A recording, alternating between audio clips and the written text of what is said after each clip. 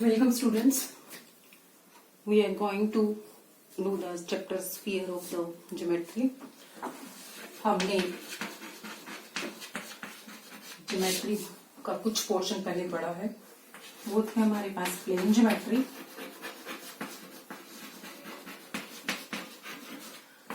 और अब जो हम करने जा रहे हैं that is solid geometry. Plane geometry में तुमने जो कर्व्स पढ़ी, second degree equation of curve पढ़ी थी, जो क्या क्या बन सकते थे हमारे पास, कर्व बन सकती थी हमारे पास, प्लेन कर्व होती थी हमारे पास, सर्कल बन सकता था, ellipse, hyperbola, pair of straight lines, parabola, ये सारी जो थी हमारी second degree equation of curve थी और 2 डायमेंशन में थी, इसलिए इसको नाम दिया गया था प्लेन ज्योमेट्री। ये सारी सेकेंड डिग्री कर्व है और 2 डायमेंशन जो हमने मेनली एक्स और वाई ही लिया था, तो एक्स वाई डायमेंशंस में हमारे पास ये कर्व्स थी और that is why it is called plane geometry, 2 dimensional plane. Solid geometry की जब हम बात करेंगे तो ये 3D ज्योमेट्री होगी, 3 डायमेंशन की बात करेंगे। 3 डायमेंशन में भी हमारे पास कौन कौन सा पोर्शन हमारे सिलेबस में है, हम उसको कवर करेंगे। पहला जो है हमारे पास सफियर का आ रहा है हमारे पास ज्योमेट्री में, sphere. Now what is sphere? अगर हम सर्कल की डेफिनेशन को याद करें, सर्कल की डेफिनेशन थी locus of a point which moves such that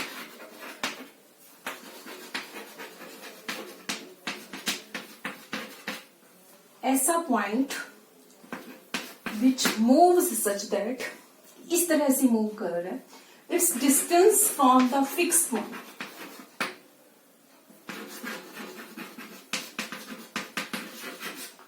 is always constant.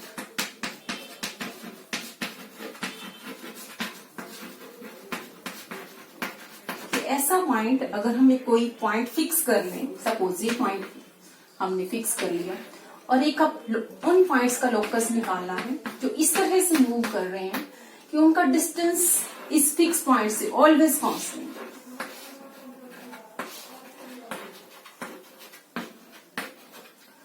अगर हमारा फिक्स डिस्टेंस सेम है तो ये जो पॉइंट ट्रेवल करेगा, जो पाथ पॉइंट किसके ऊपर लाई करेगा, 3 डायमेंशन में, that path is sphere. We not call it as a path but it as a surface. The point जो है किस सरफेस के ऊपर लाई करेगा, that surface is sphere, because we are talking in 3D।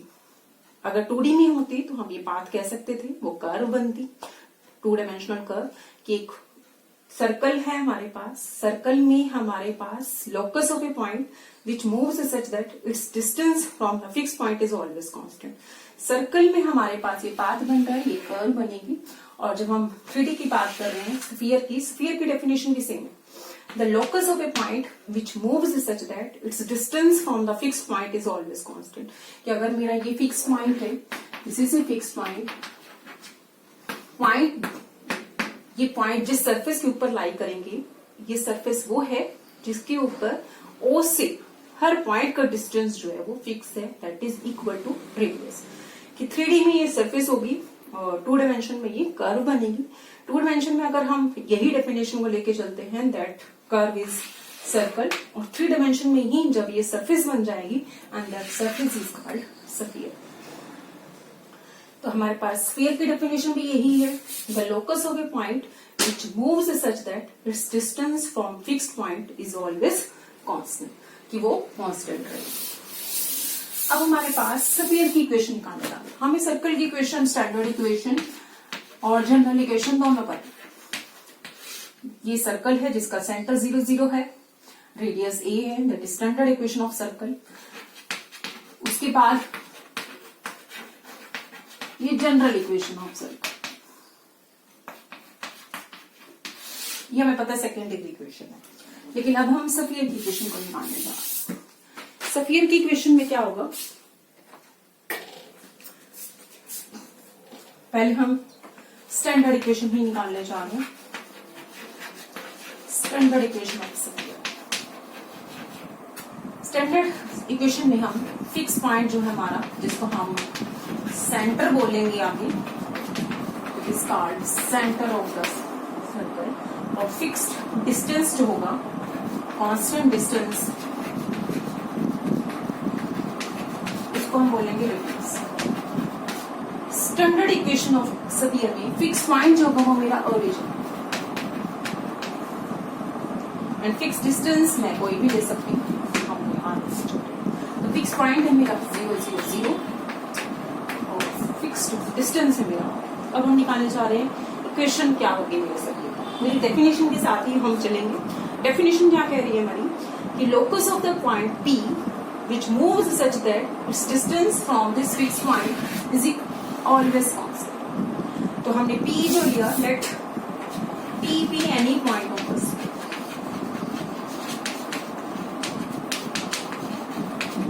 अब हमें पता है स्फीयर पे तो वो पॉइंट है जिनका डिस्टेंस फिक्स पॉइंट से, जिनका डिस्टेंस फिक्स पॉइंट से always constant, that means OP is constant।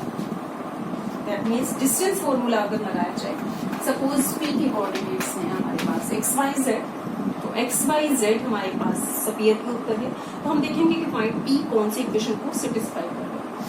तो हमारे पास डिस्टेंस फॉर्मूला से अगर मैं डिस्टेंस OP को कैलकुलेट करूँ, निकल के आएगा हमारे पास this is equal, squaring on both sides we get, that means this is the standard equation of, ये हमारी स्टैंडर्ड इक्वेशन है। लेकिन अगर मेरा पास P पॉइंट को चेंज करके मैंने कोई और पॉइंट फिक्स कर लिया अपनी मर्जी, point A B any point, centre जो है मेरा कोई भी पॉइंट है और रेडियस मेरा R है, R is always non negative number, distance है ये, तो हमारी इक्वेशन ऑफ स्फीयर क्या होगा। स्टैंडर्ड इक्वेशन में मेरे स्फीयर के सेंटर जो था वो that is always 0 0 0, that is origin. लेकिन अब मेरा सेंटर है ABC, तो मेरा जो लोकस है, P का लोकस निकालना है, स्फीयर की जो डेफिनेशन है वो बिल्कुल वही है, OP is equal to R। P is point on the sphere, distance of P from O is constant। तो अब हमारे पास बनेगा कांस्टेंट, तो यहाँ चेंज क्या होगा, मुझे डिस्टेंस OP लेना, where O has coordinates A B C। तो अब मेरी जो इक्वेशन निकल के आई, OP is equal to R, that squaring on both sides, x minus A का स्क्वायर, y minus B का स्क्वायर, z minus C का square is equal to R। This is the equation of the sphere and center as ABC and radius R। For example, we have to find equation of sphere. Find equation of sphere with center 1 4 3 and radius is equal to 5। Then equation of sphere will be क्या होगी हमारे पास कि मेरा जो centre है 1 4 3 है, इनकी A का काम कर रहा है, B का काम कर रहा है मेरा 4, C का काम कर रहा है मेरा 3 और रेडियस R का काम कर रहा है। इक्वेशन ऑफ स्फीयर थी विद सेंटर ABC, जिसका सेंटर ABC था, रेडियस R था, तो वो स्फीयर था मेरे पास x माइनस A का square, y minus B square, z minus C square, that is equal to. तो अब क्या बनेगा मेरा, ABC is replaced with 1 4 3, x minus 1 square, y minus 4 square, z minus 3 square equal to 5 square, that is, this is equation of sphere with center 1 4 3 and radius is 5। Now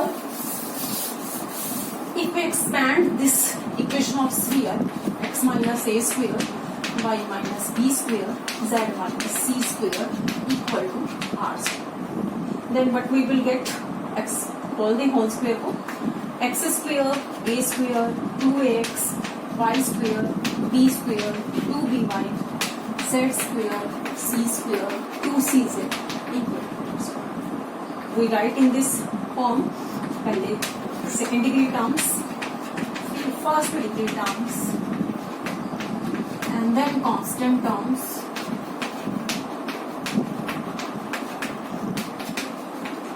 the equation of the sphere becomes.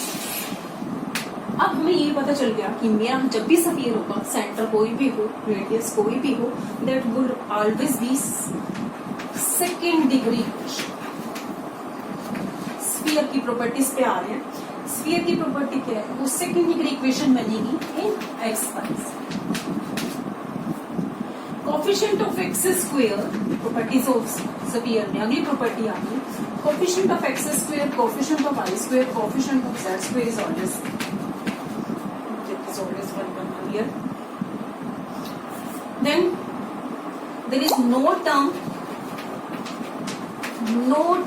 of x into y second degree term में। Second degree equation है तो second degree terms और भी हो सकती है, but वो सिर्फ हमारे पास जो सेकेंड डिग्री टर्म्स आ रही है वो एक्स स्क्वायर, वाई स्क्वायर और जेड स्क्वायर के। कोई भी टर्म एक्स वाई की, वाई जेड की और जेड एक्स की। These are the properties of sphere. हमारे पास प्रॉपर्टीज ऑफ स्फीयर में ये बनने जा रहा है second degree equation in x y z, coefficient of x square, coefficient of y square, coefficient of z square is always equal and there is no term of x y, y z and z x. Then we are coming to the general equations.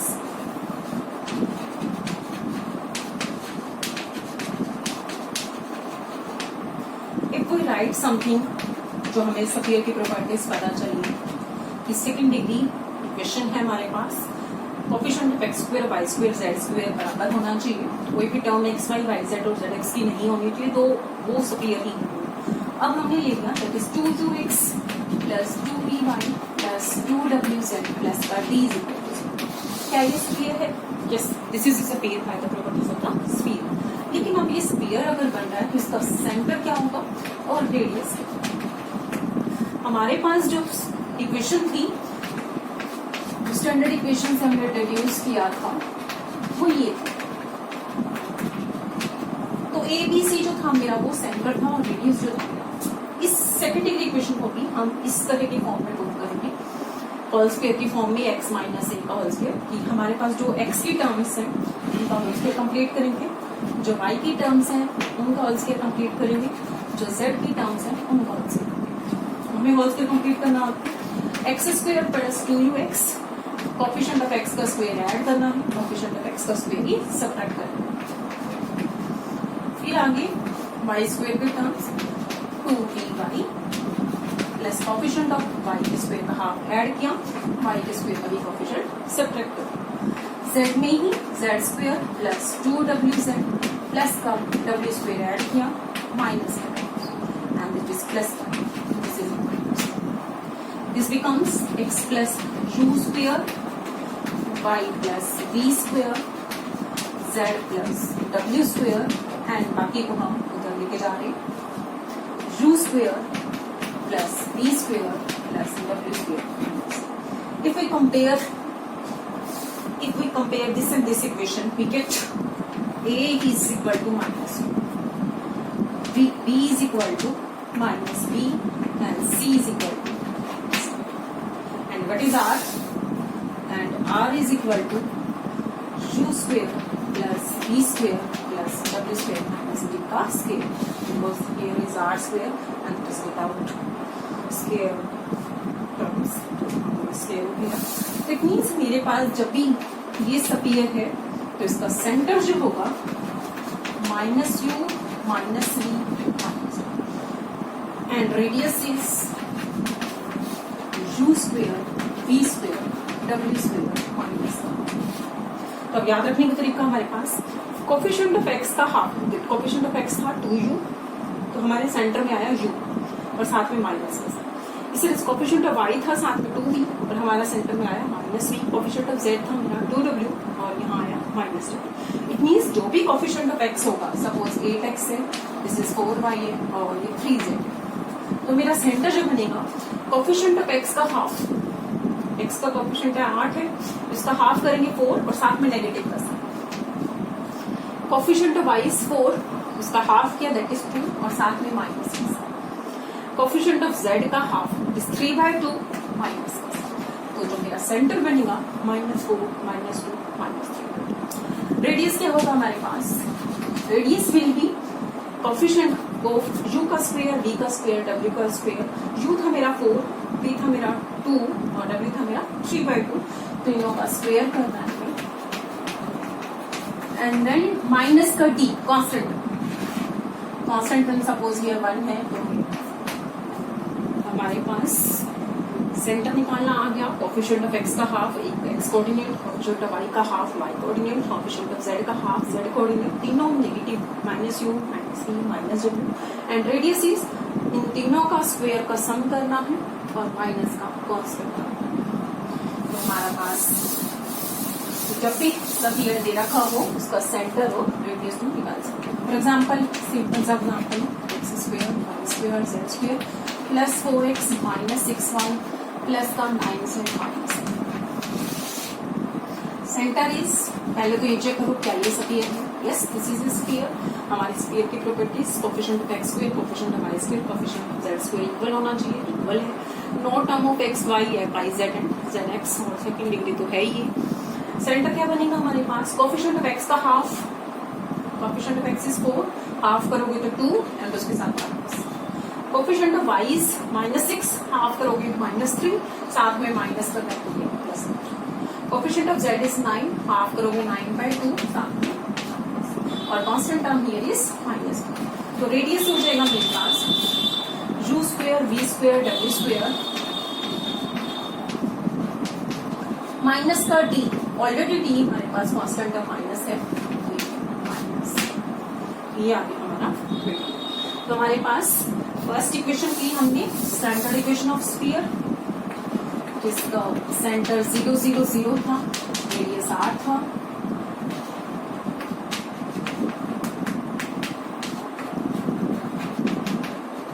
Next हमने equation की sphere की इस तरह की, जिसका centre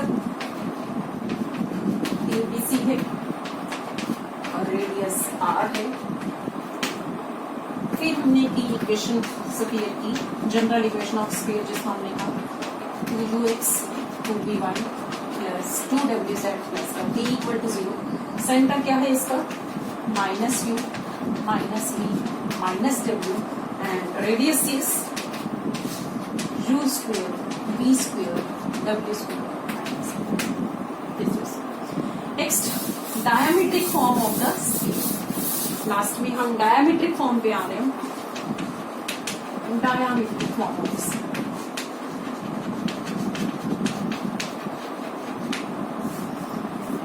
कि हमारे पास एक स्फीयर की इक्वेशन को निकाल के दिखाना है जिसके डायमीटर के एंड्स दिए होते हैं. कोई भी डायमीटर. डायमीटर की डेफिनेशन पहले तो एनी कोड which passes through the centre is called. तो ये भी डायमीटर है हमारे पास. This is also the diameter, this is also the diameter. Any कोड which passes through the centre is called the diameter. Diameter ends हमें given है x1 y1 z1 and x2 y2 z. तो हमारे पास मुझे sphere की equation निकालनी है. तो suppose this is our sphere और ये डायमीटर ले लिया हमने कन्वीनियंस के हिसाब से. x1 y1 z1 x2 y2 z. अब मुझे इक्वेशन ऑफ स्फीयर निकाल के दिखाओ और जो इक्वेशन निकल के आएगी that is called diametric form of the sphere. Given क्या है? 2 पॉइंट गिवन है. फर्स्ट डायमीटर एंड का नाम रखा हमने ए, सेकंड डायमीटर एंड का नाम हमने रखा let P be any point on P. कोई भी पॉइंट लिया. हमें पता है कि जैसे सेमी सर्कल में जो एंगल सबटेंड होता है दैट इज 90 डिग्री. सेम यहाँ पर हमारे पास ये जो एंगल होगा कि हमारे पास डायमीटर के एंड सर्कमफ्रेंस पर जो एंगल सबटेंड करेंगे that will always be 90. It is perpendicular to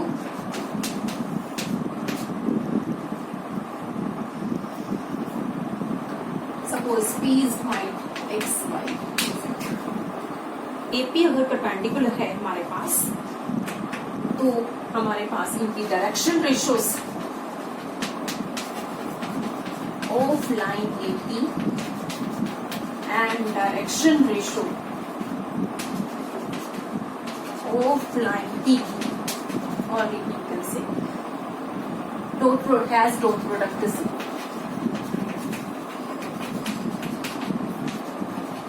perpendicular line की प्रॉपर्टी कि अगर दो लाइन परपेंडिकुलर है तो फर्स्ट लाइन की डायरेक्शन रेशियो सेकंड लाइन की डायरेक्शन रेशियो का डॉट प्रोडक्ट जो होगा दैट इज ऑलवेज जीरो। अब एपी की डायरेक्शन रेशियो क्या आएगी, x minus x1 y minus y1 and z। Direction ratio PP की लूं या बीपी की लूं, हमारे पास प्रोपोर्शनली होंगे वो।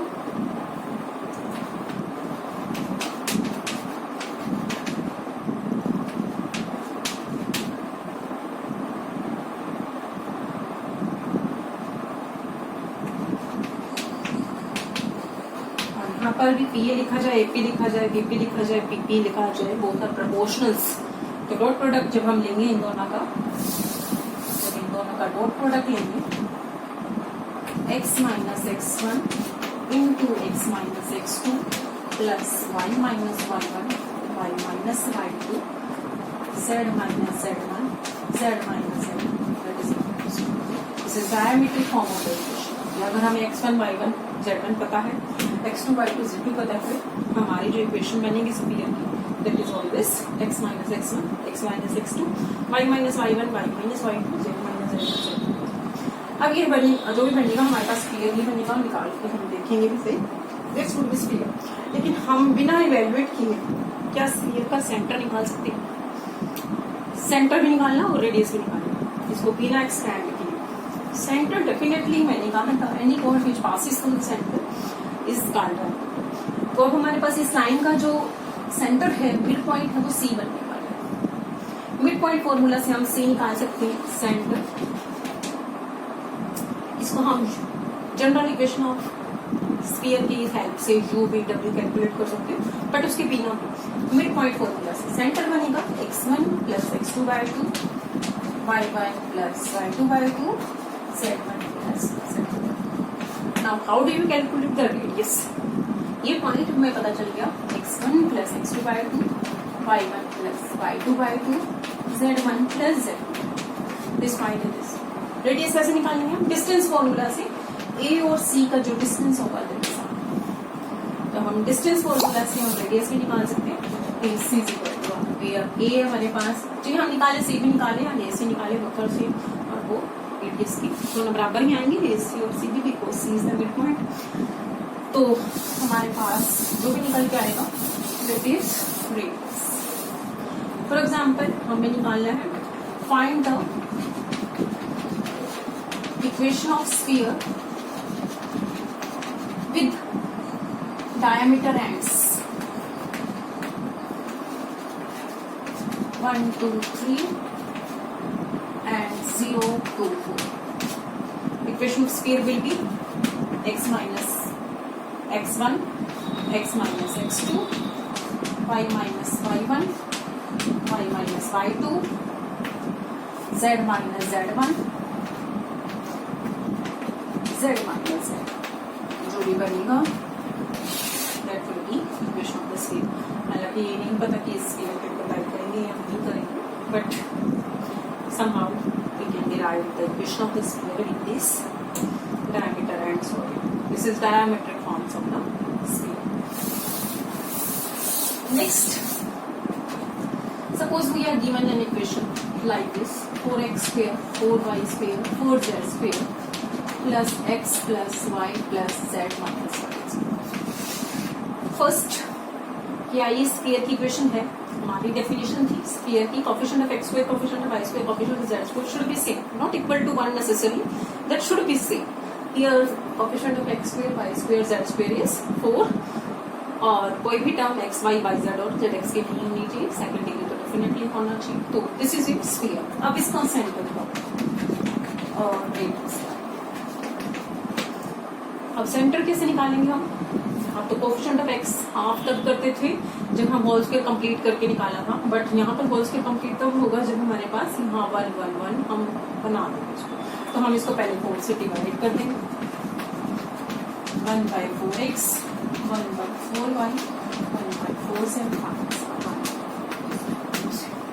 अब निकालेंगे हम, ये बन गई हमारी general equation of curve. General equation of curve थी हमारी इसी तरह से x square y square z square 2ux 2vy 2wz plus का d इज इक्वल टू 0। तो u सेंटर बनेगा मेरा, minus u minus v minus u, coefficient of x का हाफ साथ में माइनस, कोफिशिएंट ऑफ y का हाफ साथ में माइनस, कोफिशिएंट ऑफ z का हाफ साथ में माइनस। रेडियस क्या बनेगा मेरा, u का स्क्वायर v का स्क्वायर w का स्क्वायर एंड माइनस का कांस्टेंट टर्म तो दिस इज सेंटर है।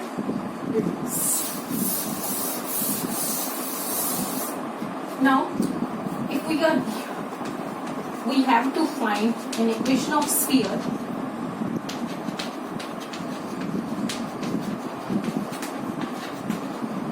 which passes through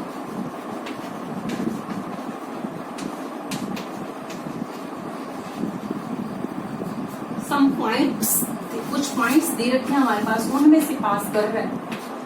हमारे पास मिनिमम कितने पॉइंट दिए होने चाहिए कि हमारे पास इक्वेशन ऑफ स्फीयर निकल जाए।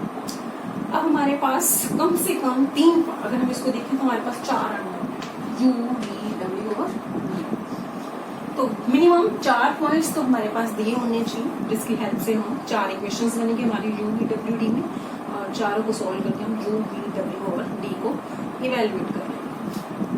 तो which passes through a suppose कोई भी दे रखा होगा 0 1 0, b suppose 1 0 0, c suppose 0 0 1 and d is given to be origin. It means मेरा जो इक्वेशन ऑफ स्फीयर है, इस स्फीयर जो मेरा पास करेगा 1 0 0 एक्स एक्सिस का पॉइंट, 0 1 0 वाई एक्सिस का पॉइंट, 0 0 1 जेड एक्सिस का और साथ में ओरिजिन, उसकी इक्वेशन क्या होगी, चारों पॉइंट से पास ओ ए जो इसका नाम है डी रखूँ, एक्स एक्सिस से शुरू किया है। तो ऐसा स्फीयर जो इन चारों पॉइंट से पास करेगा और साथ में सरफेस है तो नॉट ए कर्व, तो हमें ऐसे दिखने में थ्री है। तो हमारे पास स्फीयर की इक्वेशन, स्फीयर की इक्वेशन होगी क्या, पॉइंट ए सेटिस्फाई करेगा इसको, बी सेटिस्फाई करेगा, सी सेटिस्फाई करेगा और डी सेटिस्फाई करेगा। तो अगर ए सेटिस्फाई करेगा इसको तो वी गेट एन इक्वेशन 0 का स्क्वायर 1 का स्क्वायर 0 का स्क्वायर 0 का square 2u into 1 2v into 0 2w into 0 plus का d is equal to 0। We get 1 का square plus 2u plus d is equal to 0। A point अगर इसको satisfy करेगा, similarly अगर बी पॉइंट सेटिस्फाई करेगा 1 plus का 2v plus का d is equal to 0। C point इसको सेटिस्फाई करेगा तो 1 प्लस, और ओरिजिन में से पास करेगी कोई भी कर्व अगर ओरिजिन में से पास कर रही है तो उसकी कांस्टेंट टर्म इज ऑलवेज